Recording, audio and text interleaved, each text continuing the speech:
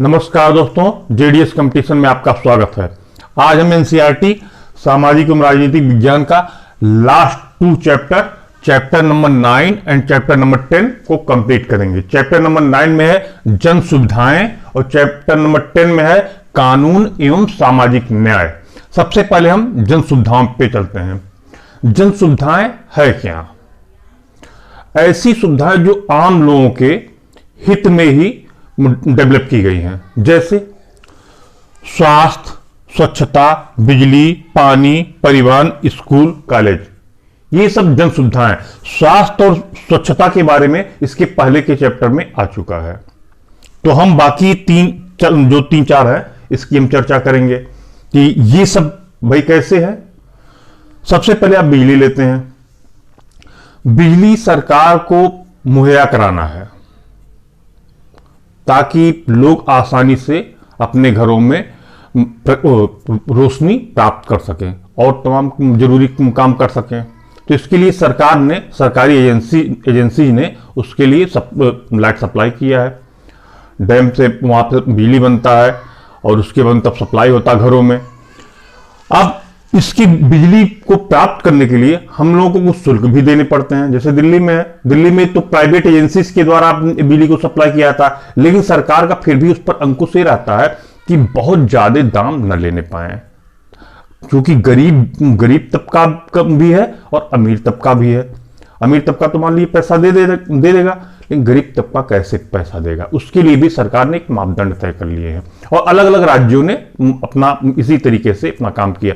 हालांकि उत्तर प्रदेश में आप देखते हैं तो यहाँ पे अभी सरकारी हाथों में ही बिजली विभाग है, निजी हाथों में नहीं है। उसकी कवायद चल रही है, हो सकता है जाए या न जाए। अभी तक तो सरकारी हाथों में ही है। दूसरा हम आते हैं पानी। पानी को भी सरकार मुहैया कराती है। स्वच्छ जल किसी भी व्यक्ति को पीने का अधिकार है ताकि कोई बीमारी न हो। और इसके लिए भी आप देखते हैं शहरों में बड़े बड़े टैंक लगे रहते हैं। सरकारी नियंत्रण उस पर है और वो उसको एक स्वच्छ जल वहां पर कॉलोनियों में, शहरों में पहुंचाया था। और राज्यों में भी आप देखते हैं हर जिलों में पानी, वाटर सप्लाई, सब जो जिले का जो मेन कस्बा होता है, गांव में तो नहीं अभी पहुंच पाया, लेकिन जो मेन कस्बा होता है वहां पर वाटर सप्लाई की जाती है और एक शुद्ध जल दिया जाता है। लेकिन इसके लिए भी सरकार ने कुछ शुल्क तय कर देती है सरकार कि मिनिमम एक शुल्क आप दिया करें ताकि आपको स्वच्छ जल प्राप्त हो सके। और पानी से संबंधित गंभीर बीमारियां इस समय आप लोगों के सामने हैं। बहुत सारी बीमारी जैसे डिसेंट्री यानी पेचिस, हैजा, ये सब पानी से संबंधित बीमारियां ही हैं। और स्किन की भी तमाम बीमारियां भी आ जाती हैं, पानी से ही संबंधित है। ये भी आपका जन सुविधाओं के अंतर्गत आ गया।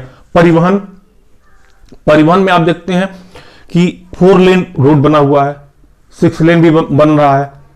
यहां पर भी सरकार अपना नियंत्रण रखी हुई है और सरकार नियंत्रण की सरकारी बसें चलती हैं। मेट्रो, दिल्ली में मेट्रो चल रही, लखनऊ में मेट्रो चल रही, कलकत्ता मेट्रो चल रही, सब जगह मेट्रो चल रही है। हालांकि प्राइवेट कंपनी से भी इनका साठगांठ है, लेकिन मेट्रो चल ही रही है। और क्या देखते हैं आप, रोड कैसे निर्माण हो रहा। रोड के लिए सरकार प्राइवेट एजेंसीज को देती है, तो उनके ठेकेदार हुआ करते हैं, तो वो रोड बनाने का काम करते हैं जितने में ठेका हो गया। ये आपका परिवहन विभाग हो गया। अब परिवहन विभाग में भी जो भी किराया रखा जाता है सरकार की तरफ से, वो एक जेन्युइन किराया रखा जाता है। हालांकि इसी रोड पर निजी बसें भी चला करती हैं, निजी परिवहन साधन भी चला करते हैं, तो अपना शुल्क दे दिया करते हैं गवर्नमेंट को, आरटीओ डिपार्टमेंट को दे दिया करते हैं। अब आगे हम चलते हैं। स्कूल और कॉलेज, प्रत्येक व्यक्ति का अधिकार है कि वो शिक्षा प्राप्त कर सके। मौलिक अधिकार के दायरे में अब आ गया 6 से 14 वर्ष के बच्चों को शिक्षा दिया जाए। तो इसके लिए भी सरकार ने स्कूल और कॉलेज खोले हैं, लेकिन जितना सरकार खोली उससे कहीं ज्यादा निजी संस्थानों ने खोल के रखे हैं। निजी संस्थानों में फीस बहुत ज्यादा है, बच्चे जो गरीब तबका पढ़ नहीं सकता। और जो सरकारी विद्यालय हैं वहां पर फीस बिल्कुल मिनिमम है, एकदम कम से कम है। आप अगर टैली करेंगे तो लगभग सरकारी स्कूल में जितना फीस है उसका 10 गुना निजी स्कूल में फीस है। बावजूद इसके लोग निजी स्कूलों में ज्यादा पढ़ाना पसंद करते हैं, सरकारी स्कूलों में कम पढ़ाना पसंद करते हैं। कारण स्टेटस सिंबल, एक स्टेटस सिंबल बन गया है। नंबर एक बात तो ये, और नंबर दो बात, जो सरकारी स्कूल है उस स्कूल में जो टीचर हैं वो पढ़ाने में बहुत ज्यादा दिलचस्पी भी नहीं रखते। क्यों नहीं रखते? अब उनकी तमाम समस्याएं हैं, उनको जॉब सिक्योरिटी हो गई है कि अब हमारी नौकरी कोई ले ही नहीं सकता।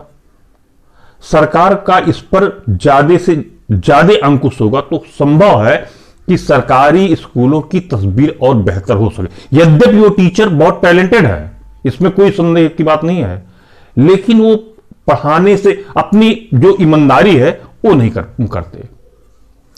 अब ये आपकी पूरा जन सुविधाओं के दायरे में आ गया। ये है इस चैप्टर में जो जन सुविधा की बात कही है। अब सेकंड पे हम चलते हैं, कानून एवं सामाजिक न्याय। सामाजिक न्याय के संदर्भ में क्या क्या कानून बनाए गए हैं? जैसे आप ये देखते हैं कि बच्चों को जो होटल है, कारखाने हैं या किसी भी जगह पे 6 से 14 साल के, जो 14 साल के बच्चे हैं उन पर काम करने के लिए प्रतिबंध लगा दिया गया गवर्नमेंट की तरफ से 2006 में। ये क्वेश्चन पूछा जा चुका है, ये जान लीजिए आप, आईएएस में या पीसीएस में पूछा जा चुका है। उस पर प्रतिबंध लगा दिया गया है कि ये बच्चे काम ना करने पाए। भाई इनको पढ़ने का समय तो ये कारखानों में काम करने जा रहे हैं, वो भी ऐसे कारखानों में जहां पे खतरनाक स्थिति है बच्चों के लिए। तो ये कानून बन गया। और आपको एक बहुत बढ़िया घटना मैं बताता हूं, बढ़िया घटना तो नहीं है लेकिन ये घटना बहुत दुखद है। भोपाल गैस त्रासदी, आपको मालूम भी होगा और ये भी क्वेश्चन कई बार पूछा जा चुका है। 2 से 3 दिसंबर 1984 में भोपाल में, मध्य प्रदेश की राजधानी है भोपाल में, यूनियन कार्बाइड के संयंत्र में मिथाइल आइसोसाइनेट, यह भी पूछा जा चुका क्वेश्चन, मिथाइल कौन सी गैस का रिसाव हुआ? मिथाइल आइसोसाइनेट एक गैस है, उसका रिसाव जिससे लाखों लोग मारे गए। ये बहुत बड़ी त्रासदी थी भोपाल के लिए या पूरे देश के लिए। अब यहां पे सवाल ये उठता है कि पहले तो ये आप जान लीजिए लोग मारे गए और जो जिंदा बचे हैं उनके कुछ आंख खराब हो गए या स्वास्थ्य संबंधी भी क्या गंभीर बीमारियों से पीड़ित हैं। ये दुखद है। और जो वहां पे वर्कर, गरीब तबका ही वहां पर वर्कर था, जो वहां पे वर्कर काम कर रहे थे, उन्होंने बहुत बड़ा आंदोलन किया। सरकार ने उनकी तरफ से खड़ी हुई और उसका जो मालिक था एंडरसन, उस पर भी केस किया गया और 3 अरब डॉलर का सरकार ने मुआवजा मांगा, लेकिन 49 करोड़ डॉलर के आसपास शायद उसने दिया है और बाकी दिया नहीं। उसने अपनी कंपनी भी बंद कर ली वहां से। अब सवाल ये उठता है यहां पर कि आखिर यूनियन कार्बाइड ने भोपाल में कारखाना खोला ही क्यों? ये बताइए भाई, क्यों खोला? वो अपने देश में खोल सकता था। उसका जवाब यह है कि भारत में बहुत सस्ता श्रम है, आज भी है। 1984 में तो बहुत ही था, बहुत ज्यादा था। आज तो मनरेगा मजदूरी में 250-300 रुपए मिल भी जा रहे हैं, वहां उस समय तो 2-4-5 रुपए साथ मिला करते होंगे या 10 रुपए मिला करते होंगे। 1984 की बात है, तो बहुत सस्ता श्रम था, इसलिए यूनियन कार्बाइड ने वहां पर कारखाना खोला भोपाल में। अब क्या हुआ आगे? उसने सुरक्षा के जो तमाम इंतजाम थे वो इंतजाम नहीं किए। इसी मुद्दे को लेकर उस पर आरोप लगा। अच्छा, ये पहली घटना थी नहीं। अगर ये पहली घटना होती तो भी मान लेते चलो भाई फर्स्ट, इसके पहले भी रिसाव हो चुका था जिसमें से एक व्यक्ति की मौत हो गई थी।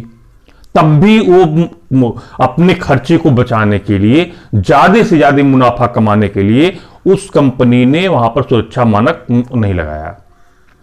फलस्वरूप ये हुआ कि रिसाव हो गया और तमाम लोग मारे गए। यहां पर भी कानून बनाने की आवश्यकता थी, है और बना भी हुआ है कि जो भी ऐसे कारखाने हैं। एक और अब आपको एग्जांपल बता दे रहे हैं जो कि एनसीईआरटी में दिया हुआ है। आपने देखा होगा 1996-97 के आसपास एक फिल्म आई थी बॉर्डर। अब वो बॉर्डर फिल्म चली, दिल्ली सब जगह रिलीज हुई। दिल्ली में एक सिनेमा हॉल था उपहार, वहां पर भी सुरक्षा मानक नहीं तय थे। वो अपना जो आग वाला होता सीज फायर, वो उन्होंने ठीक से रखा नहीं था, वहां पे आग लग गया और उसमें से 200-250 या 300 के आसपास लोग मारे गए। वहां पर भी उस जो सिनेमा हॉल का मालिक था उसको अरेस्ट किया गया, उसका भी मुकदमा चलाया गया।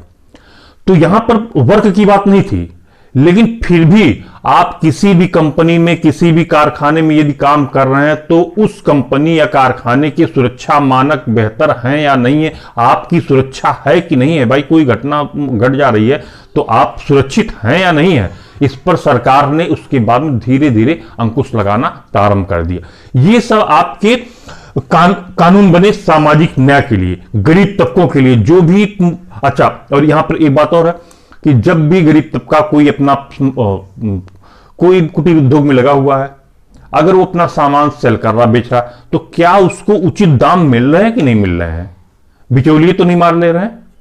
तो इस पर भी सरकार ने अंकुश लगाना प्रारंभ कर दिया कि नहीं भाई, गरीब तबके का हक न जाने पाए। ये सब तमाम कानून है जो आपको सामाजिक न्याय की याद दिलाते हैं कि सामाजिक न्याय होना ही चाहिए। तमाम बातें इसमें संविधान में भी हैं कि संविधान में वर्णित है कि आप इन चीजों को सरकार को आप इन चीजों को जनता के लिए आप ओपन करेंगे, जैसे आपका शिक्षा का हुआ, एक हुआ पानी का हुआ, ये सब आप सुविधाएं मुहैया कराएंगे जनता को। अब आज ये दोनों चैप्टर यहीं पे फिनिश होता है और इसी के साथ क्लास 8 की पूरी एनसीईआरटी खत्म होती है। क्लास 8 की सामाजिक एवं राजनीतिक विज्ञान की। अब इसके बाद हम लोग चलेंगे क्लास 9 की तरफ, और सामाजिक जो भी है पॉलिटी के संदर्भ में ही है, राजनीतिक विज्ञान की तरफ जो भी नाम दिया हो उसमें, उसकी तरफ चलेंगे। लेकिन कल अभी हम इस चैप्टर को कल हम जो आपके सामने पेश करने जा रहे हैं वो है आतंकवाद, इस्लाम और मानवाधिकार। इस पर हम एक बेहतरीन लेक्चर कल लेंगे, उसके बाद फिर क्लास 9 की तरफ हम लोग बढ़ेंगे।